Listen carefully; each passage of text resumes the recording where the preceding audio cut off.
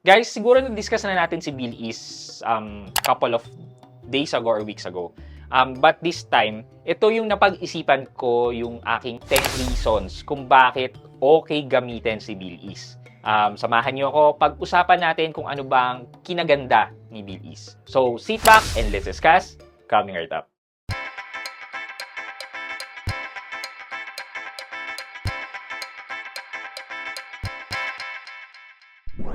Hi guys, this is Pat and you're in Pat Quintos Review TV. So if you're new here to my channel, I do reviews about personal finance na meron akong experience at ginawa ko na yan ng videos and playlists na makikita nyo dito sa taas. At kung bago ka dito sa channel ko, you may want to consider subscribing to my channel.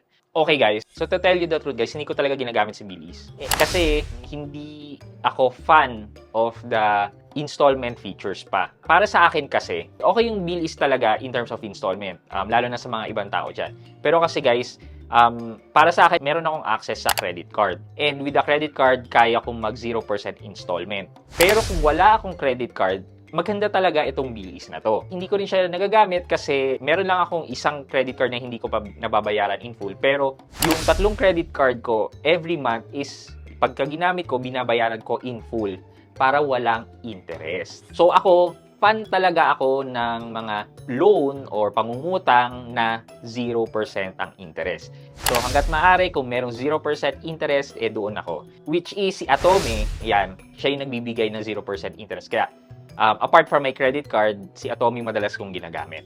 Okay, ito na nga. So ito na nga yung 10 reason kung bakit nagning yung mata ko na pwede ko nang laging gamitin si Billies. Let's discuss itong mga magandang features na nakita ko para gamitin si Billies. Okay, number 10.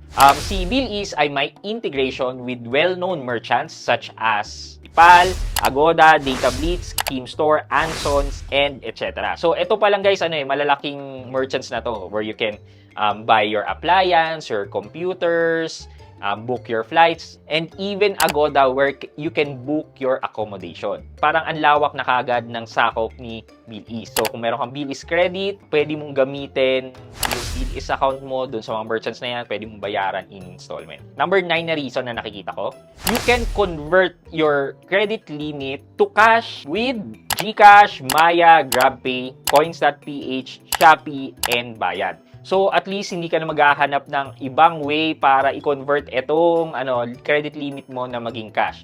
So, pwede na diretso sa mga electronic wallet natin. Medyo meron nga lang charge or kamahalan. Sa 500 credit limit, 450 lang yung matatanggap nyo. So, basically yan, ganun. So, para sa ibang tao, napakalaking tulong na yan yung mako-convert nila yung credit limit ng Billies nila into electronic cash. Number 8 is the continuous use of your Billies credit will open up the possibility of cash loan. So, ito yung isa sa magandang feature ni Billies, which is the cash loan kasi buo mong makukuha yung cash loan mo with Billies. Number 7, repayment of our loan with Billies is easy. So, we can do it via InstaPay, via our electronic wallet. Yan. And then, sa mga ibang payment channels, para sa akin, okay na okay si Coins.ph kasi real-time siya and there's no additional charge coming from Coins.ph. So, good sa akin yan. Number 6, if you apply with Billies, isang valid ID lang ang kailangan mo. But, if you require a higher credit limit, then you might want to link your employment using this one sa app nila. They have partnered with third-party Smile company. Sila yung nagba-background check or what, something to that effect ng employment mo. Para pag nakita ni Billies na verified yung employment mo from Smile, bibigyan kanila ng higher credit limit. Number 5, because Billies now uses QRPH, then accessible na si Billies to pay other merchants na gumagamit ng QRPH. So basically si Billies ay may 3,000 plus na Billies merchant, and then dahil ginagamit na nila ang QRPH, well, there's another 600,000 plus QR merchants na pwede nating paggamitan ni Billies.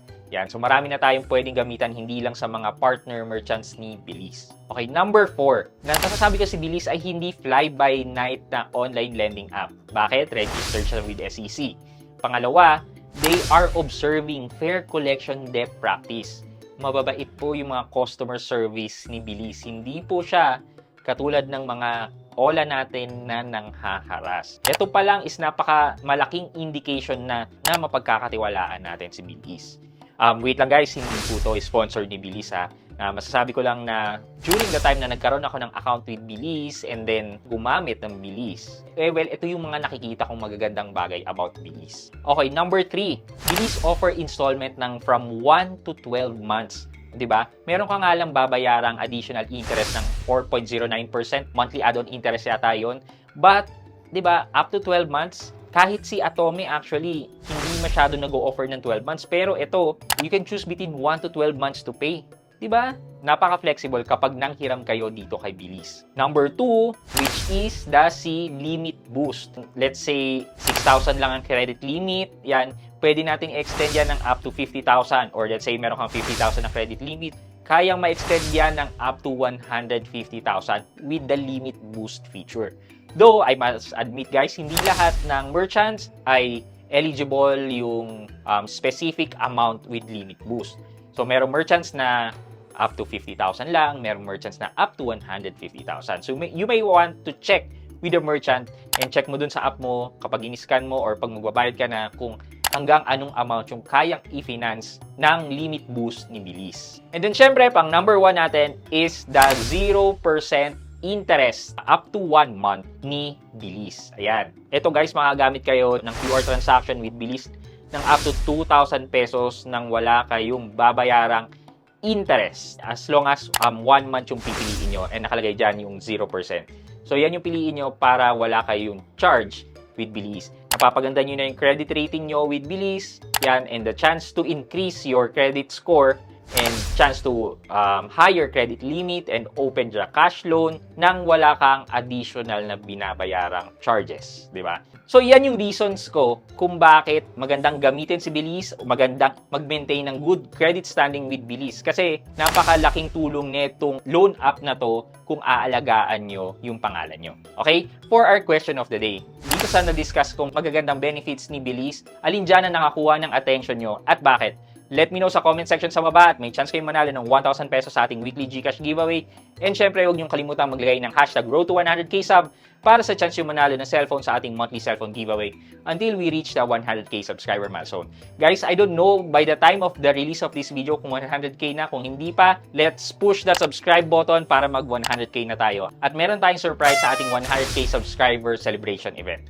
Yun lamang po for today's video, but before we end this video, mag-shoutout po muna tayo at shoutout kay at Denmark Agbo 3162. Sabi niya, salamat po Sir Pat, top 5 explanation at informative. Hashtag Road to 100 subscriber. At Denmark Agbo 3162, shoutout po sa inyo at maraming salamat sa panonood at pagsuportan ng aking mga videos.